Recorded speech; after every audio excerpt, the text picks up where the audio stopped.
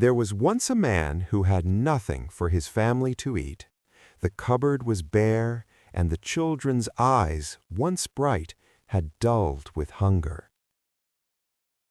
With only an old shotgun and 3 worn bullets, the man set out at dawn to bring something back for his family. He walked for miles, looking and listening, but the forest was still, the kind of silence that makes a man listen to his own heartbeat. Then, as he trudged down a dusty path, he saw movement, a rabbit darting through the underbrush.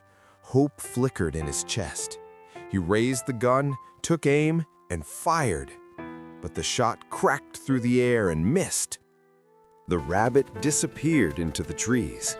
For a brief moment, a gentle whisper stirred in his heart, reminding him to slow down, to trust. But hunger was louder. He clenched his jaw and forged ahead.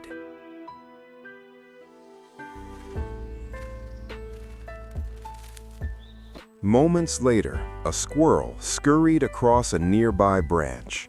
He steadied his shaking hands and pulled the trigger. Another miss. The woods swallowed the sound, and a growing desperation that drowned out the quiet voice trying to guide him. Now, with only 1 bullet left, he pressed on. Then he saw it, a wild turkey perched high in a tree, big enough to feed them all. As he lifted the gun, his heart pounding, the voice returned, clearer now. Pray first, aim high, stay focused. He considered the voice, but did not yet obey. Then, from the corner of his eye, he was tempted by a bigger prize, a deer large enough to fill his children's bellies for days.